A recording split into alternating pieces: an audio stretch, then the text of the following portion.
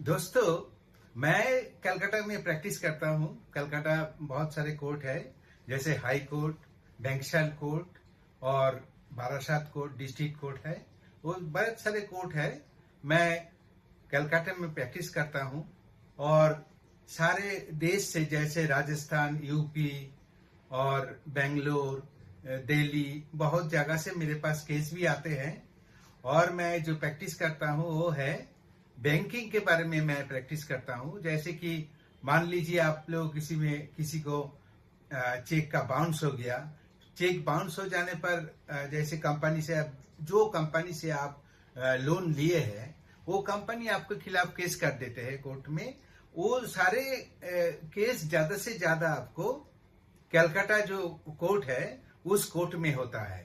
तो उस कोर्ट में मैं भी प्रैक्टिस करता हूँ। मैं वहां पर प्रैक्टिस करता हूँ। तो उसमें ये जो बैंक का जो केस होता है, ये चेक बाउंस हो जाने पर होता है।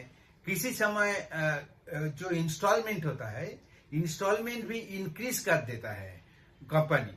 तो इसके बारे में भी ये जो होता है, जो कोर्ट में केस दाखिल हो जाता है।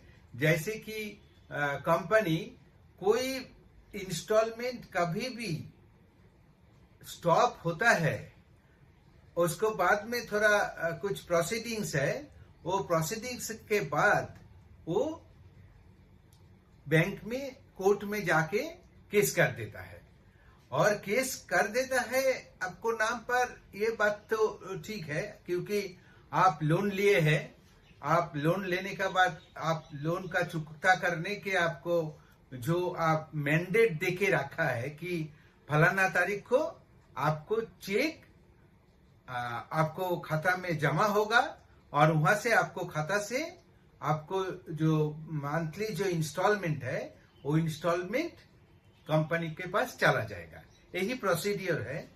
तो ये जो इलेक्ट्रॉनिक मैंडेट आप देते हैं, उस इलेक्ट्रॉनिक मैंडेट देने का पहले कंपनी आपके पास से बहुत सारे डॉक्यूमेंट साइन करा के लेता है। तो वो उसको बारे में, मान लीजिए कि आपको किसी समय वो चेक बाउंस हो गया, तो कंपनी का प्रावधान है और गवर्नमेंट का रूल्स है। चेक बाउंस होने के लिए भी बहुत सारे कानून है। वो सब कानून में कुछ सिस्टम, कोई रूल्स, ये सब होता है। तो उसमें आपको इंफॉर्मेशन करने का बाद भी है कि आपको चेक फेल हो गया है, इतना दिन में आप भरिए। अगर आप भर नहीं पाते हैं तो वो लोग कोर्ट में चले जाते हैं। तो कोर्ट में जाकर वो लोग आपका खिलाफ केस दर्ज करते हैं। वो जो केस आपको पास दर्ज किया, ये केस दर्ज करने का बाद उसको कार्रवाई होता रहता है। उसको सारे सिस्टम्स है, जैसे प्री कॉग्निजेंस होता है, फिर बेल लेने पड़ता है, फिर हियरिंग होता है। ऐसे बहुत सारे केसेस है। जैसे ये आपको जानना बहुत जरूरी है कि what is pre cognizance. Pre cognizance क्या है? ये जो प्री कॉग्निजेंस नोटिस आप आता है आप लोगों को पास, ये पहले नहीं था। अभी जो है, ये है, पहले था आईपीसी, इंडियन पेनल कोड। वो अब चला गया है। अभी हमारा जो सेंटर में नया गवर्नमेंट है, वो लाया है बीएनएस, भारतीय न्याय संहिता।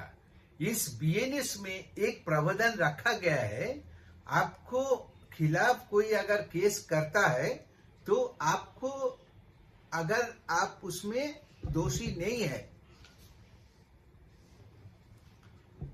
आप उसमें दोषी नहीं है, तो आप आके प्री कॉग्निजेंस में आप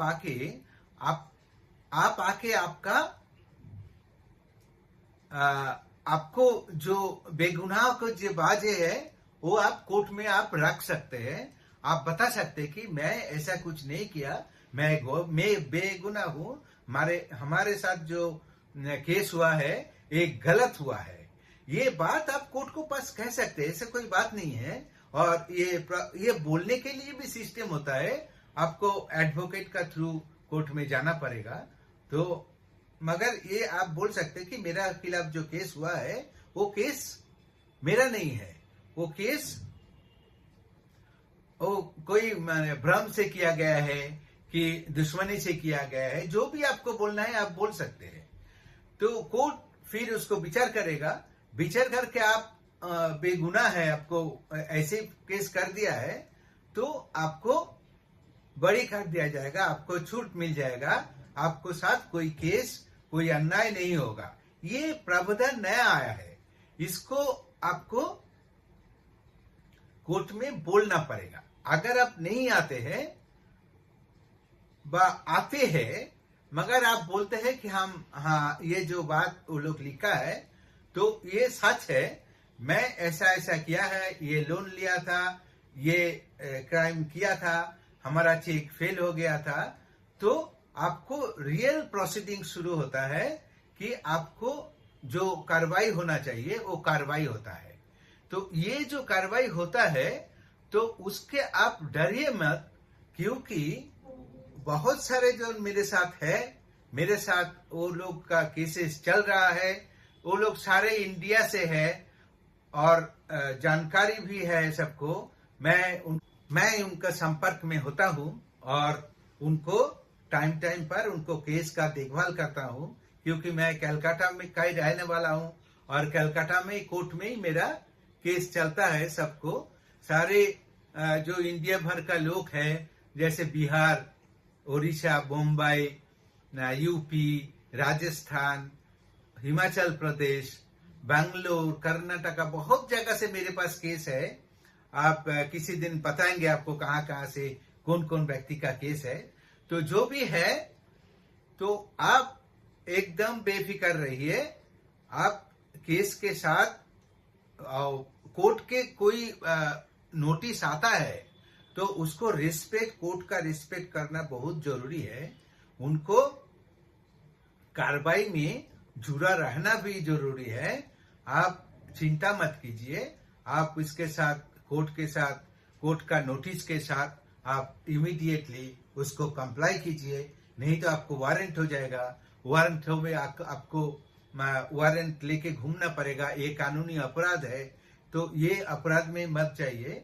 कोर्ट का नोटिस का राइटफुल रिप्लाई दीजिए और रिप्लाई देके आपको जो करना है, आपको जो जो स्टेप लेना है वो आप जरूर स्टेप लीजिए, तो आपको ठीक रहेगा, आपको अच्छा रहेगा। कानून के साथ रहना बहुत अच्छी बात है, कानून के साथ सबको रहना चाहिए।